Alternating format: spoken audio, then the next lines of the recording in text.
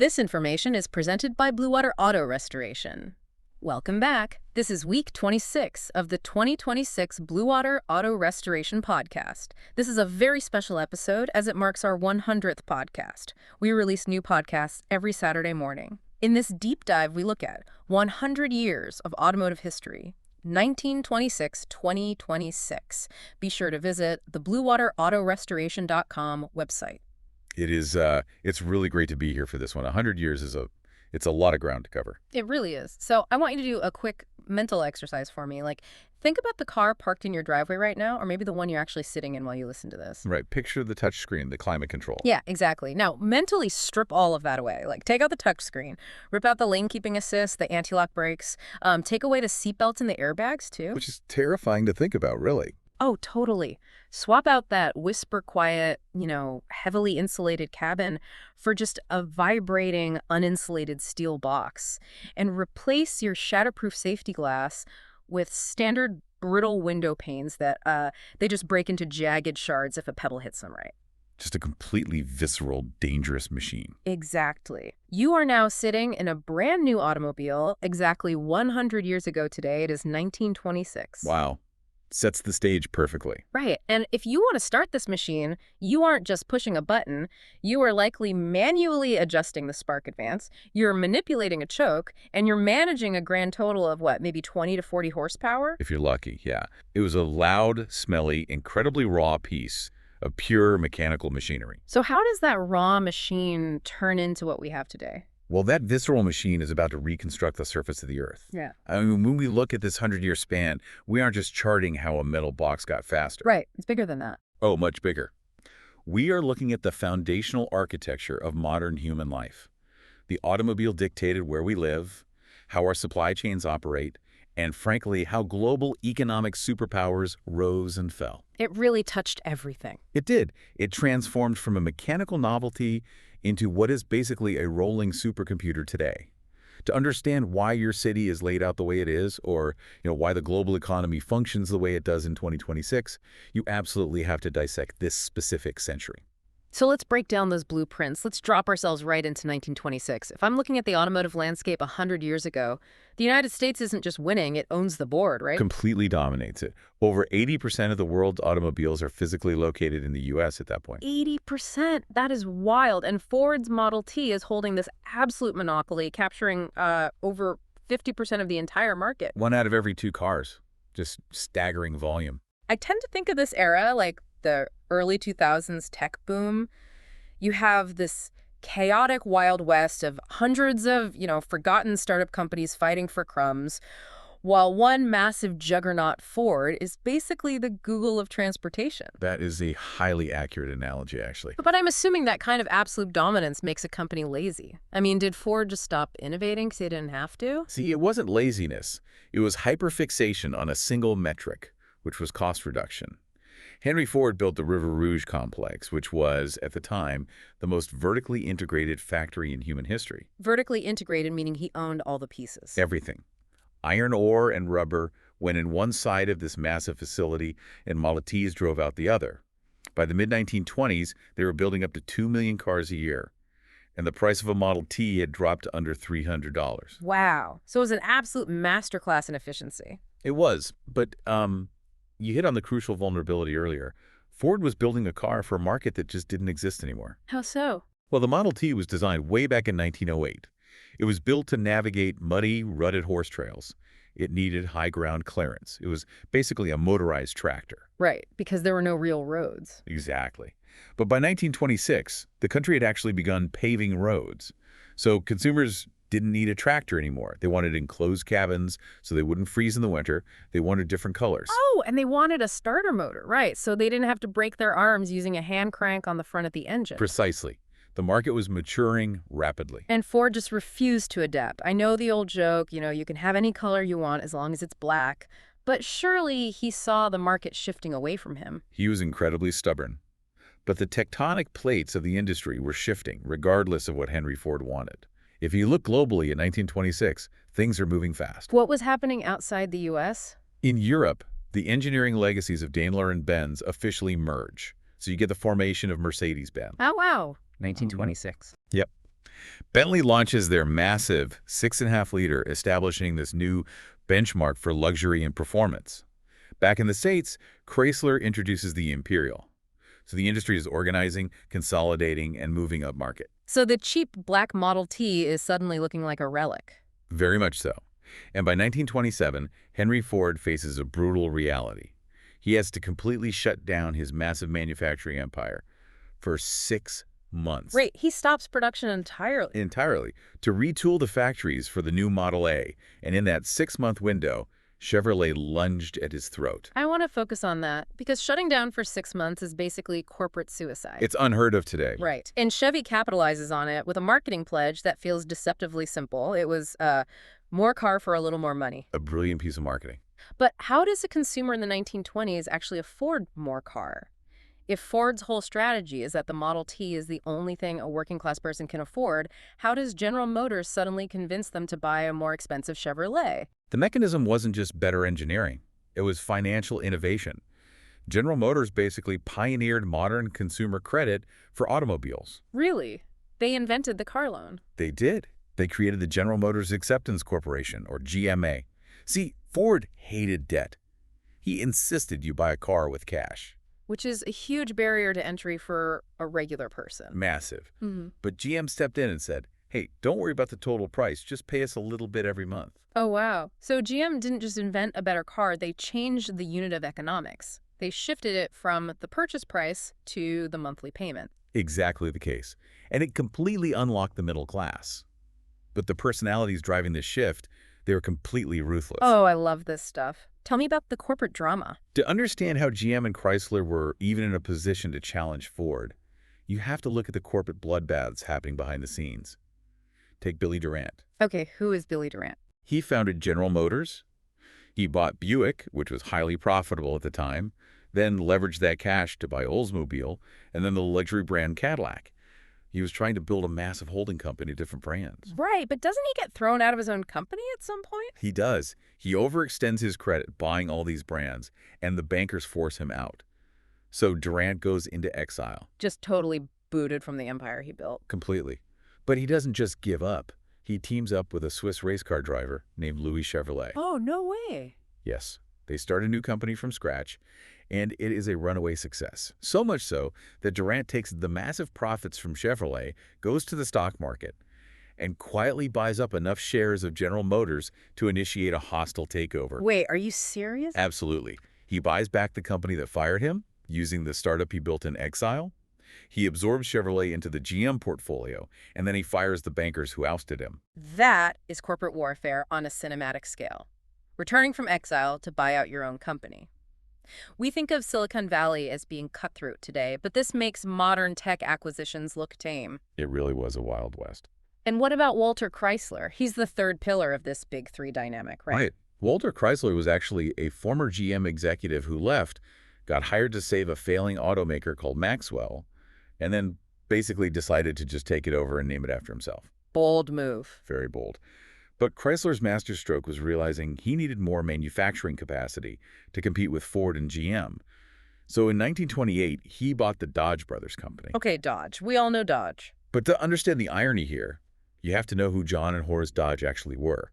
They were the mechanical geniuses who manufactured almost all the early parts for Henry Ford. Wait, the Dodge brothers built the Model T? They built the engines, the transmissions, and the axles. They got incredibly wealthy off Ford's success. So Ford wasn't building everything himself early on. Not at all.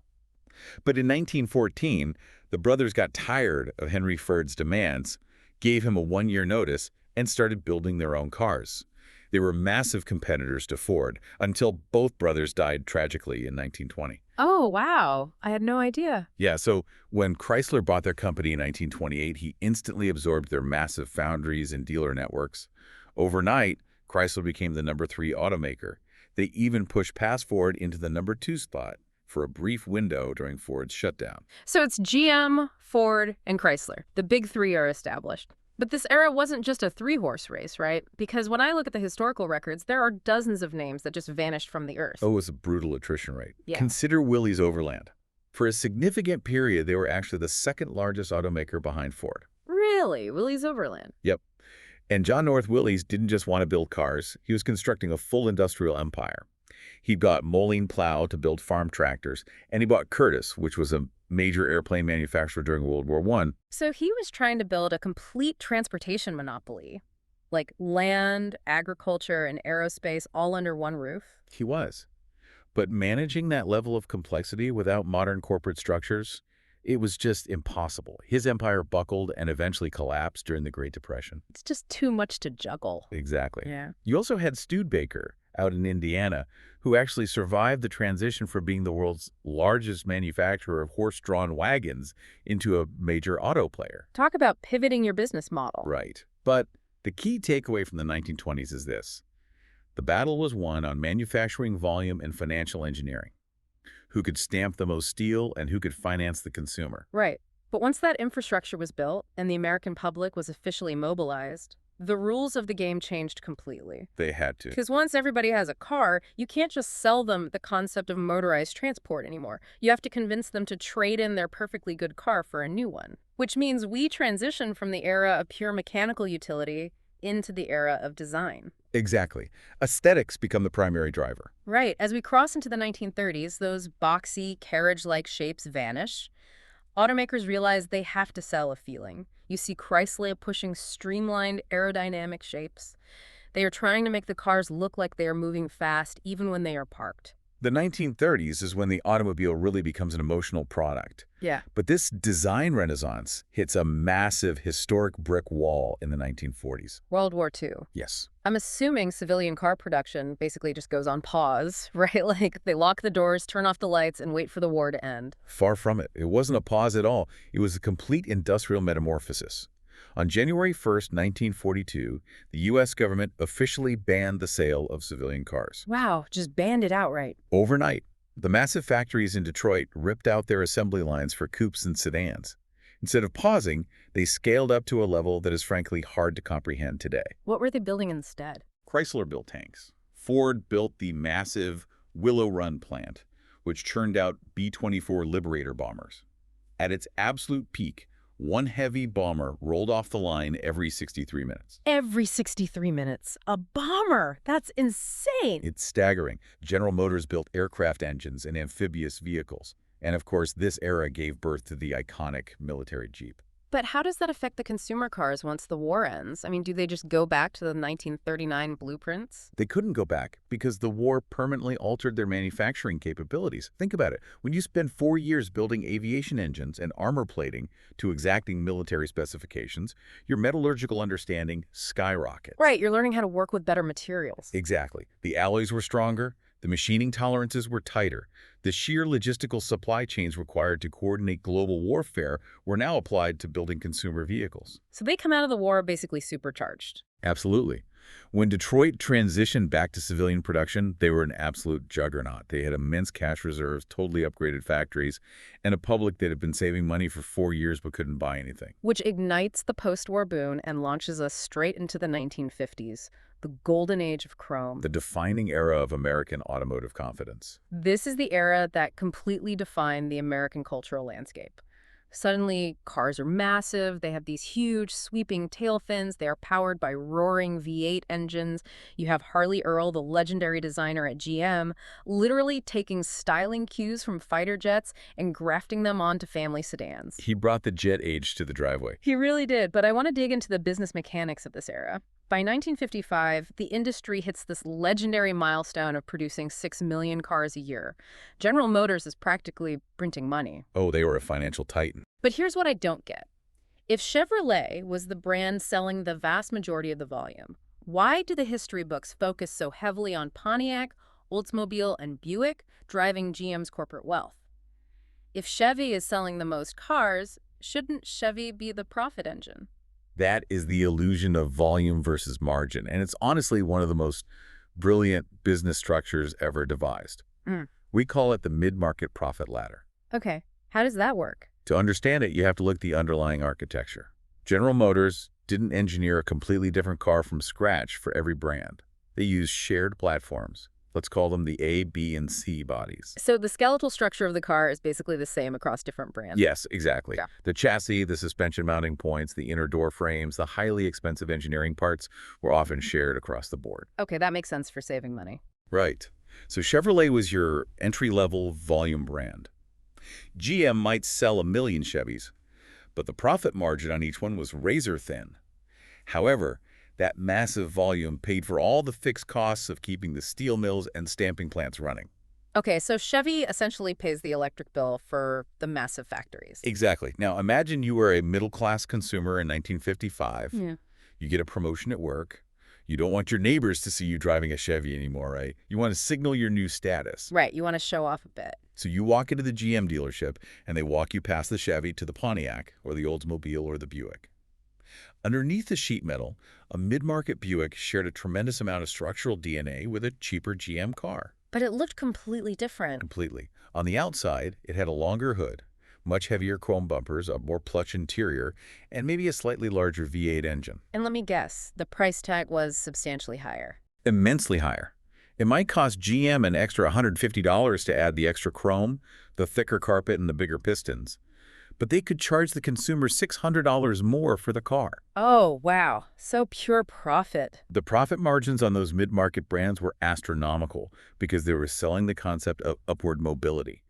GM was notoriously secretive about their divisional breakdowns, but the mid-market brands were the absolute cash cows of the global auto industry.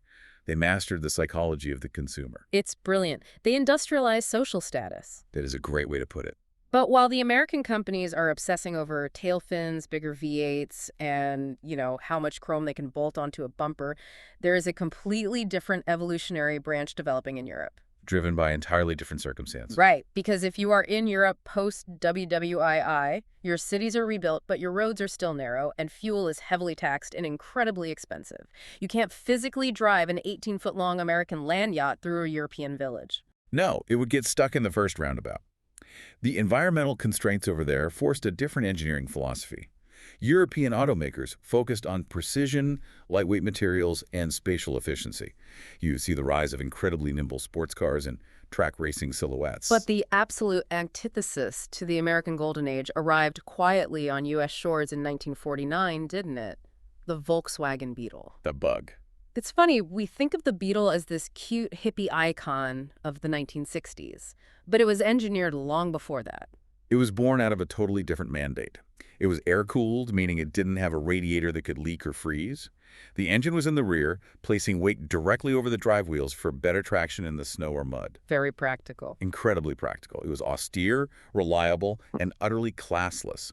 A college student and a millionaire could drive the exact same Beetle. And how did Detroit react to this thing? Initially, the big three executives in Detroit literally laughed at it. They couldn't fathom why an American would want a loud, crammed, underpowered German bubble when they could have a sweeping V8.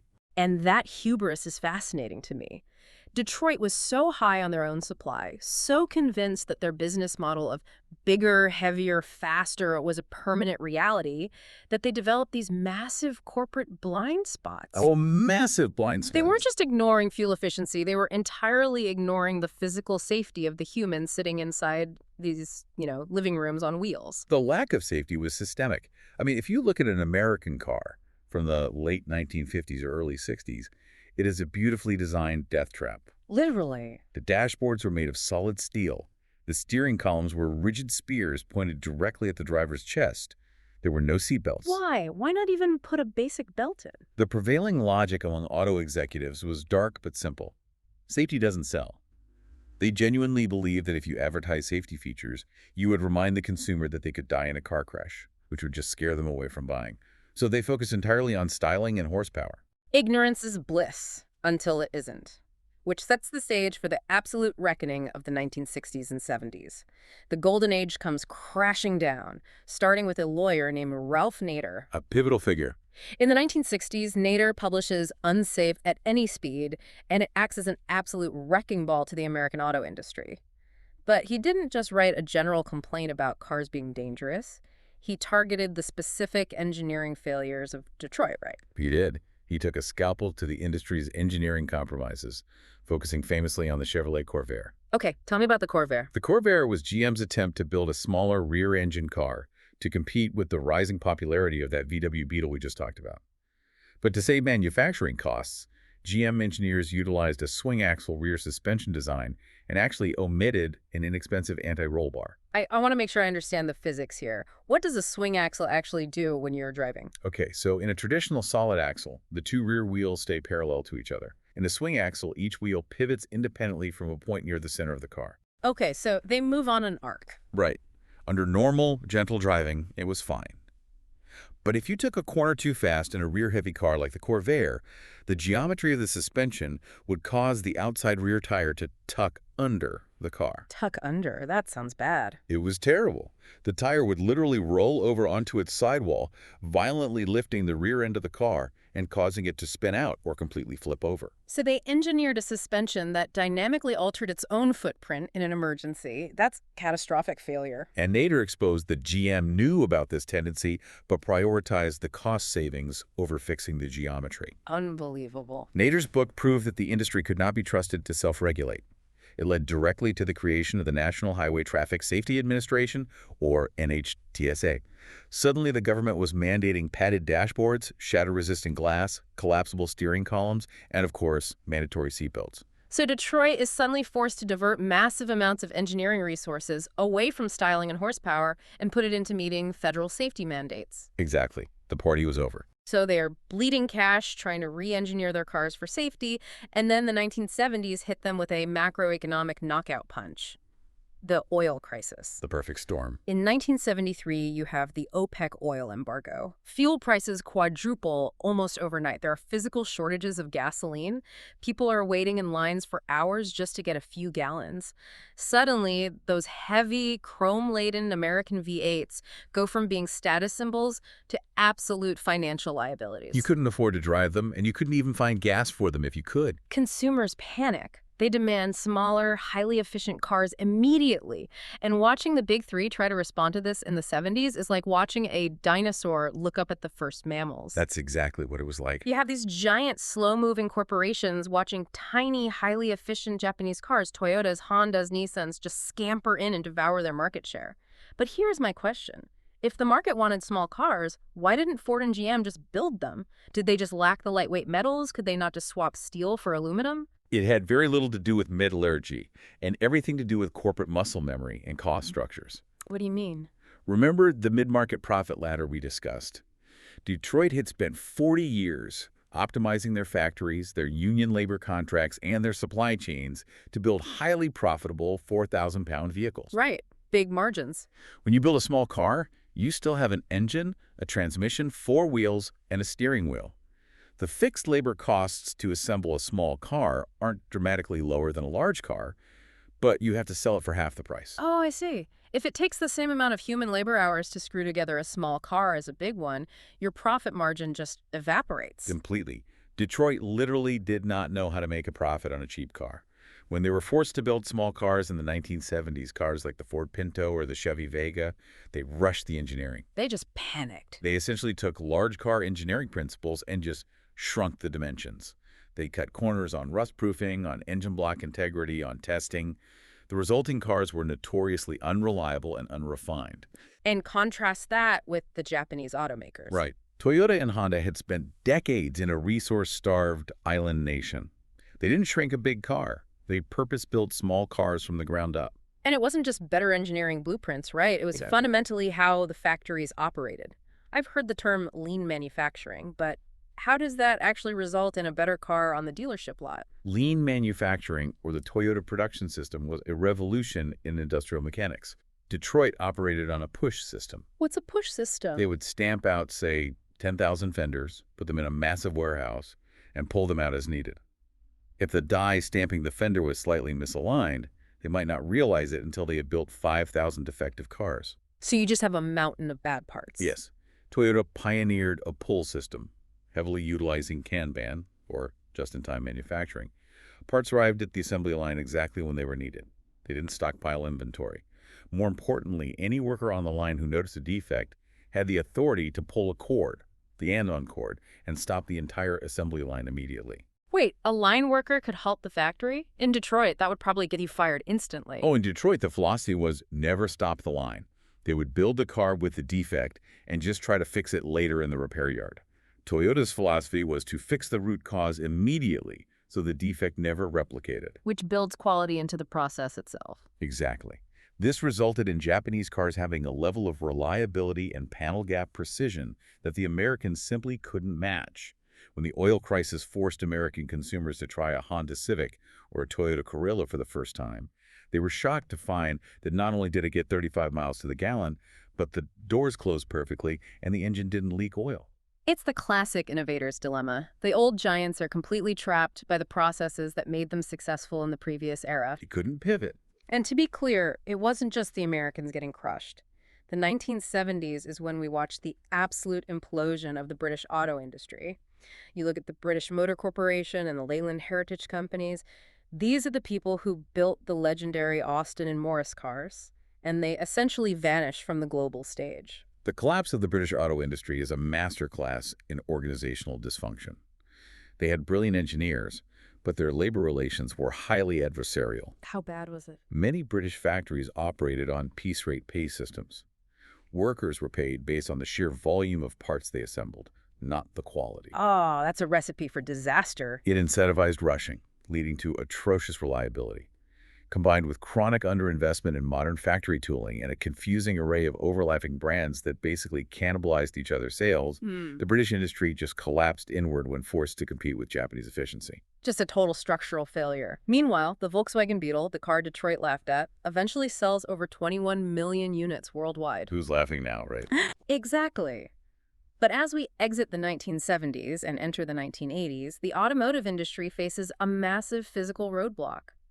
Governments are demanding vastly lower emissions to fix smog and drastically higher fuel efficiency to reduce reliance on foreign oil. The regulations are tightening everywhere. And you run into the limits of physics. You can only make a mechanical metal engine so efficient. You can only make a car so light before it becomes unsafe.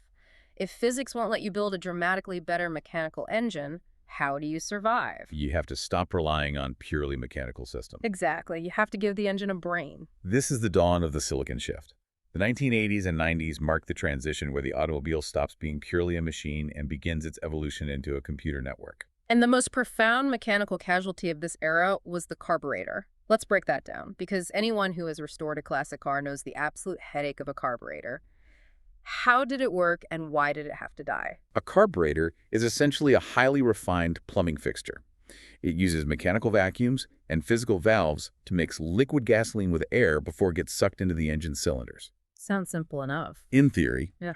But to achieve perfect combustion, meaning all the fuel is burned with no unburned hydrocarbons left over, you need a very specific ratio. It's roughly 14.7 parts air to 1 part fuel. It's called the stoichiometric ratio.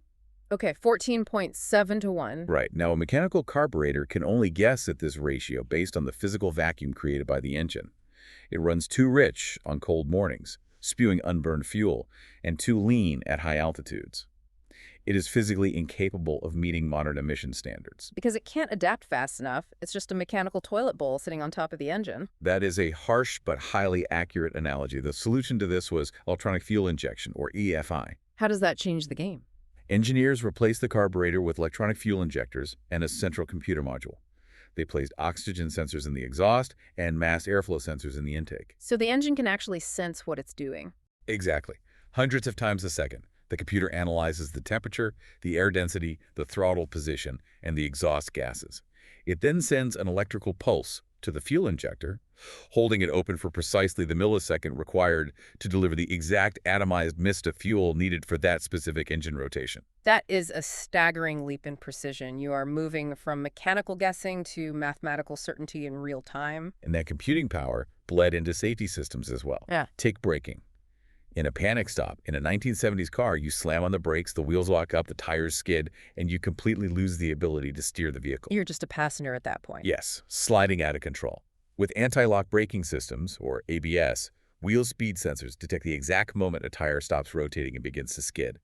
A computer module then intercepts your brake pedal pressure and rapidly pulses the brake calipers, grabbing and releasing the brake disc dozens of times a second. Wow. Dozens of times a second. It maintains the tire right on the threshold of traction, allowing you to actually steer around the obstacle while braking maximally. You literally couldn't replicate that mechanically. The human foot can't pump a pedal 30 times a second. It's superhuman reaction time. So cars are getting drastically smarter, they are getting safer, and they are achieving incredible leaps in fuel efficiency. But I have to stop the historical timeline right here. Because as a consumer looking back at this era, there is a massive glaring contradiction that makes absolutely no sense to me. Oh, I know where you're going with this. We just established that the government instituted these incredibly strict corporate average fuel economy CAFE standards to force automakers to build smaller, greener cars. Right. So how on earth did the 1990s and 2000s result in the American highways being absolutely flooded with massive, heavy V8-powered SUVs and pickup trucks? It feels like the entire industry just hit reverse. You have identified the fuel mileage paradox. It is perhaps one of the most consequential, unintended regulatory consequences in modern industrial history. How does that even happen? When Congress wrote the CAFE standards in the 1970s, they wanted to mandate strict efficiency rules for passenger cars, sedans, and station wagons. But the powerful agricultural and commercial lobbying groups argued that farmers and plumbers couldn't do their jobs in a tiny 40 millipram subcompact. Which is fair. I mean, you can't haul plywood in a Honda Civic. True. So the regulators created a two-tiered system. Passenger cars faced incredibly strict, escalating fuel economy targets. But vehicles classified as light trucks were granted massive regulatory loopholes.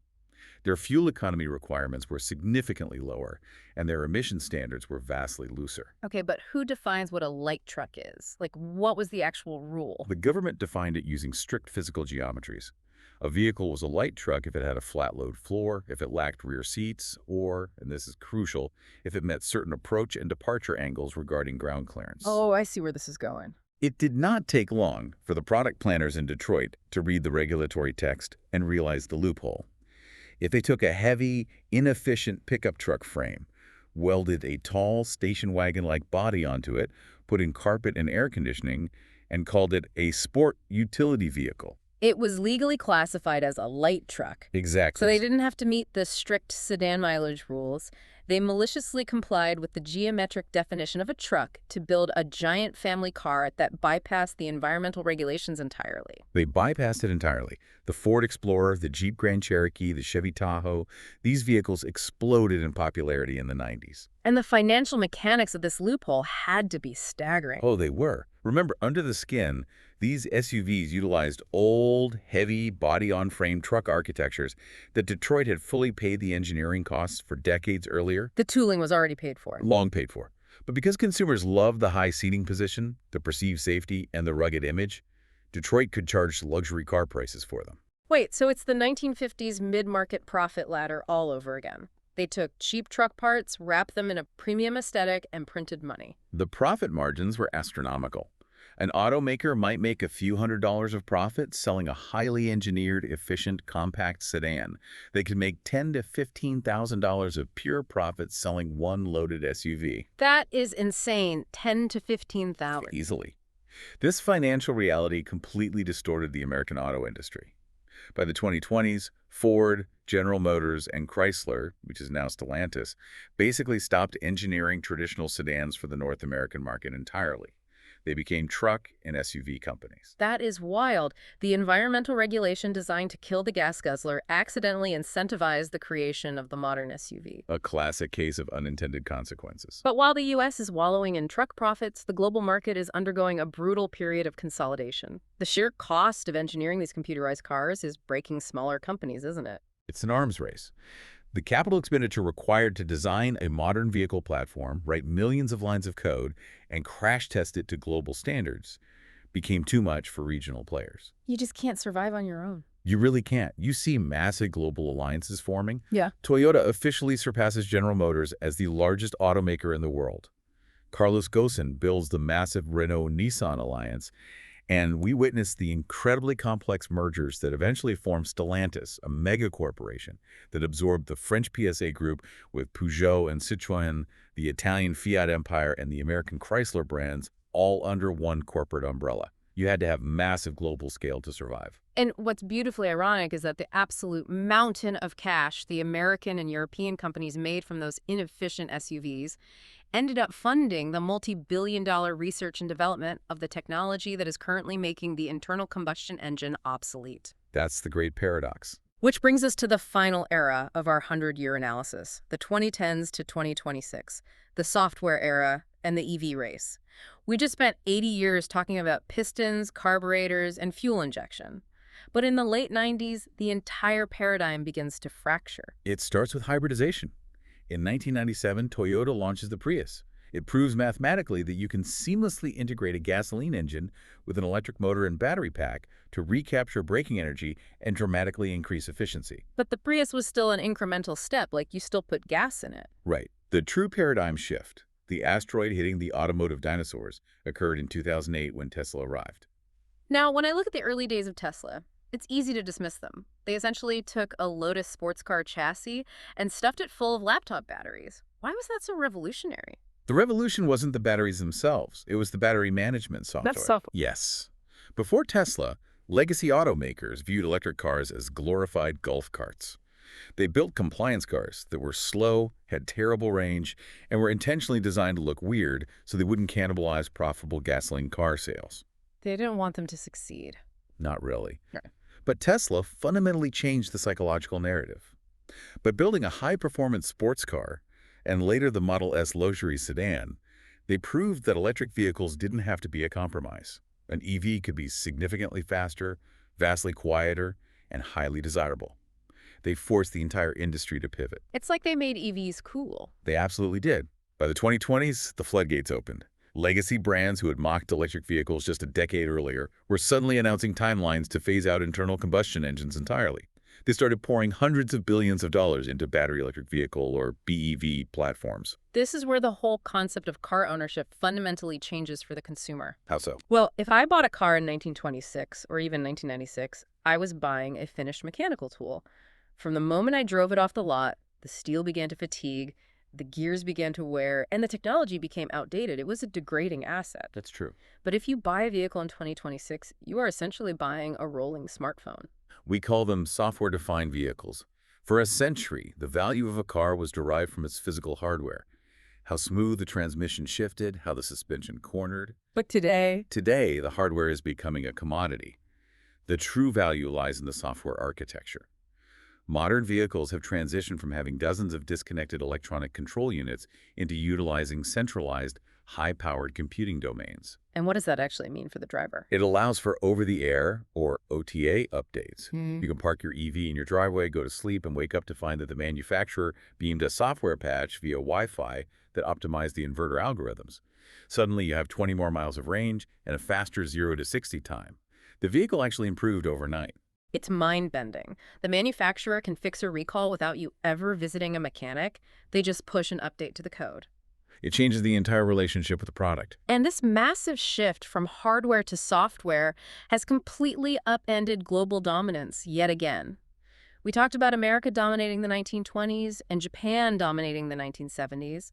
But in the 2020s, the geographic center of gravity shifts violently to China. The sudden rise of the Chinese automotive industry is probably the most significant industrial development of the 21st century. Really?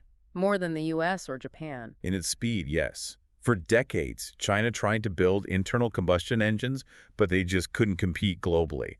Companies like Ford, Mercedes, and Toyota had a 100-year head start in an impenetrable fortress of patents surrounding engine and transmission design. So China was just locked out of the traditional game. Completely. So the Chinese government and domestic companies like BYD and Geely made a brilliant strategic decision. They stopped trying to play a game they couldn't win. They realized the internal combustion engine was a technological dead end, and they leaped over it entirely.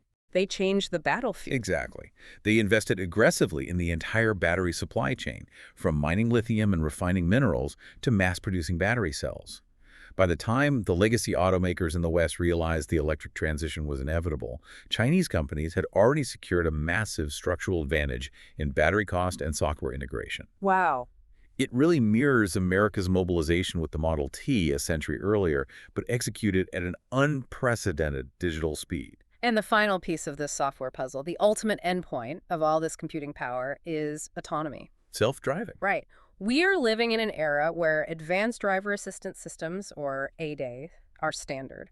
Cars have radar, lidar, and ultrasonic sensors. They can read speed limit signs, navigate highway traffic jams without human pedal input, and execute automated parallel parking.